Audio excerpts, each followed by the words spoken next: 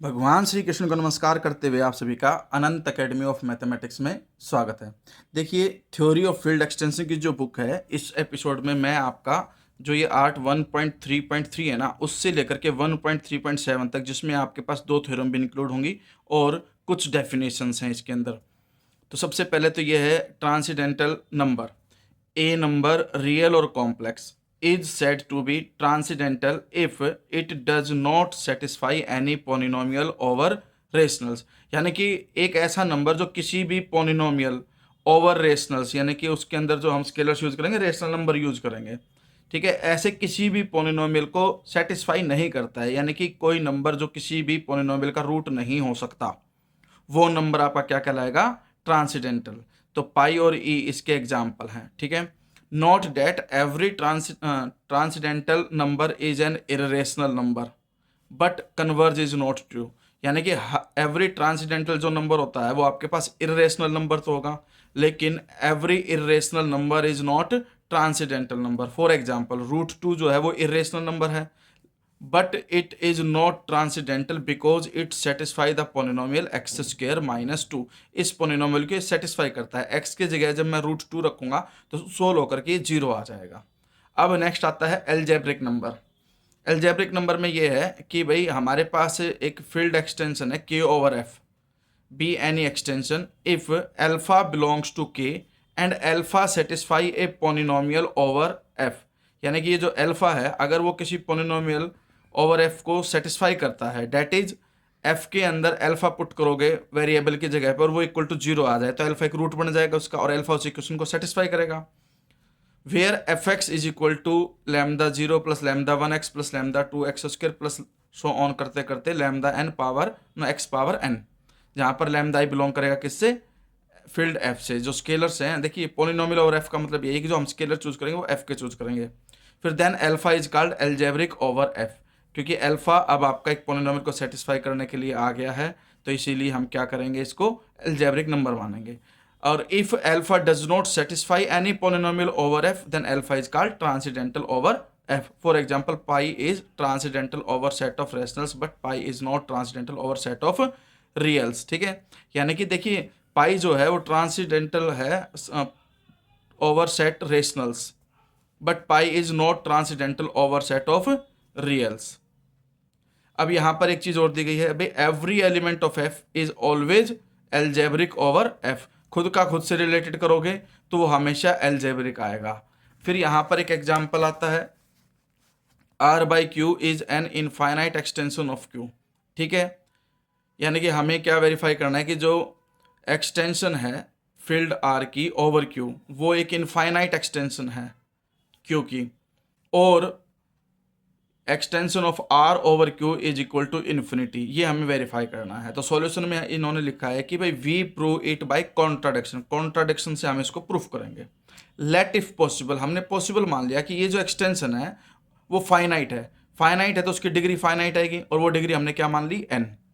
Then any subset of R having at least n+1 element is always linearly dependent. देखिए, finite है तो इसका मतलब आपके पास एक बेसिस होगा, बेसिस में n एलिमेंट होंगे, और जब कभी भी n एलिमेंट्स हम एक भी एक्स्ट्रा एलिमेंट ले लेते हैं तो जो नया सेट बनेगा वो आपका क्या बनेगा? Linearly dependent. तो in particular pi is a real number and we can take the set 1 pi pi square pi n of n+1 elements. इसके अंदर n+1 एलिमेंट लिए, क्योंकि पाई की पावर 1 से लेकर के n तक n एलिमेंट है और एक ही एक्स्ट्रा हो गया। Then there exist scalars λ0 λ1 λ2 λn belongs to Q not all 0 such that, भाई 1 को मल्टीप्लाई किया λ0 से, पाई को मल्टीप्लाई किया λ1 से, इन सब का एडिशन करके इक्वल टू 0 रख दिया। तो इस तरह से हमारे पास एक पोलिनोमियल बन गया और पाई उसको सेटिस्फाई करता है। तो भाई 10 pi satisfy the polynomial λ0 plus λ1x plus λ2x² plus λn xn, so pi is not transcendental number. अब इस कंडीशन के अकॉर्डिंग, क्योंकि पाई डालने पे इसको सेटिस्फाई कर रहा है, तो ट्रांसीडेंटल नंबर होगा, which is a contradiction. Contradiction आ गई, hence our supposition is wrong. हमारा सपोजिशन जो हमने सपोज किया था कि भाई ये फाइनाइट है, आपके पास बेसिस के अंदर n एलिमेंट है, वो आपका रॉन्ग है। तो देयरफॉर जो एक्सटेंशन होगी उसकी जो डायमेंशन होगी वो क्या होगी, इनफाइनाइट। फिर आता है algebraic extension. The extension k over f is called algebraic extension if every element of k is algebraic over f। यानी कि k का हर एलिमेंट एक पोलिनोमियल को सेटिस्फाई जरूर करेगा, ठीक है। और एल्जेब्रिक ओवर एफ का मतलब ये है कि हम जो स्केलर्स लेंगे वो एफ के लेंगे। अदरवाइज के बाई एफ यानी कि जो एक्सटेंशन है K over F is said to be transcendental extension if at least one element is not algebraic over F. यानी कि के मान लो 10 एलिमेंट हैं, 10 में से 9 एलिमेंट तो सेटिस्फाई हो जाते हैं, एक ऐसा है जो सेटिस्फाई नहीं कर पाता। यानी कि अगर हमारे पास एक सिंगल भी ऐसा आ जाए जो आपका एल्जेब्रिक ना हो और वो नंबर ट्रांसीडेंटल हो जाए, तो पूरे का पूरा जो एक्सटेंशन है के बाई एफ वो पूरी की पूरी एक्सटेंशन ट्रांसीडेंटल एक्सटेंशन कहलाएगी। एल्जेब्रिक वो तभी कहलाएगी जब के का हर एलिमेंट किसी ना किसी पोलिनोमियल को सेटिस्फाई करेगा। अब हमारे पास एक थ्योरम आती है, every finite extension is an algebraic extension. कोई भी फाइनाइट एक्सटेंशन है तो वो एल्जेब्रिक एक्सटेंशन होगी। तो लेट के ओवर एफ यानी कि एक्सटेंशन के over F B any extension and के ऑफ एफ यानी कि जो एक्सटेंशन की डिग्री है वो हमने क्या मान ली, एन, फाइनाइट।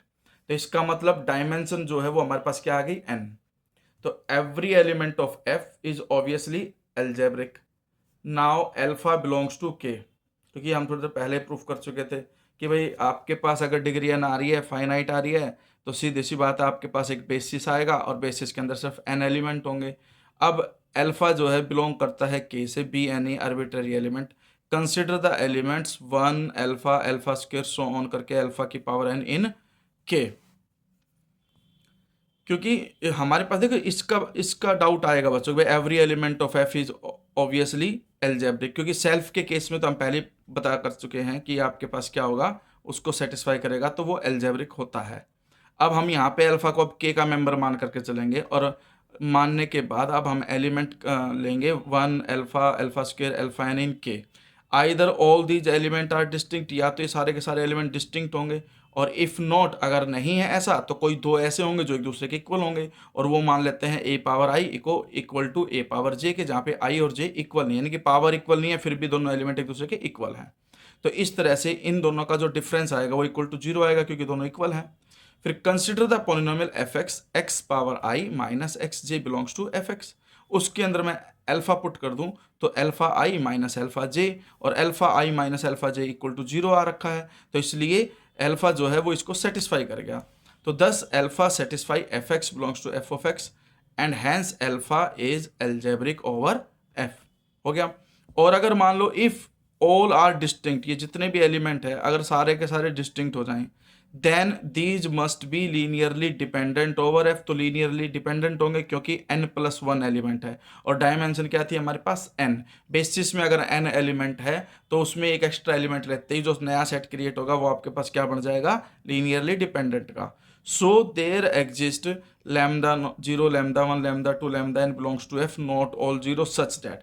फिर हम एक पोलिनोमियल क्रिएट कर सकते हैं इस तरह का, lambda 0 plus lambda 1 alpha plus lambda 2 alpha square plus में सोन करते करते lambda n alpha power n, क्योंकि ये सारे एलिमेंट क्या है, सारे के सारे डिस्टिंक्ट हैं और लीनियरली डिपेंडेंट है।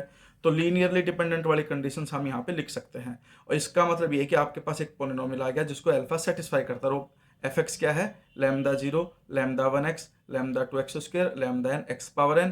तो x की जगह जब हम अल्फा पुट करेंगे तो ये कंडीशन बन जाएगी, और ये किसके इक्वल है, 0 के इक्वल। इसका मतलब अल्फा इस इक्वेशन को क्या करेगा, सेटिस्फाई करेगा। So alpha is algebraic over f, यानी कि दोनों ही कंडीशन में इक्वल हैं तब भी आपके पास अल्फा एल्जेब्रिक नंबर आ रहा है, और सारे के सारे डिस्टिंक्ट है तो भी आपका अल्फा एल्जेब्रिक ओवर f आया हुआ है। Hence every finite extension is an algebraic extension. तो यहाँ तक का हम इसमें करेंगे, और जुड़े रहने के लिए सब्सक्राइब करें और प्लेलिस्ट को प्लीज़ एपिसोड वाइज देखना, क्योंकि अगर आपने बीच में एक भी चीज़ मिस कर दी तो दूसरी चीज़ आपको समझ नहीं आएगी।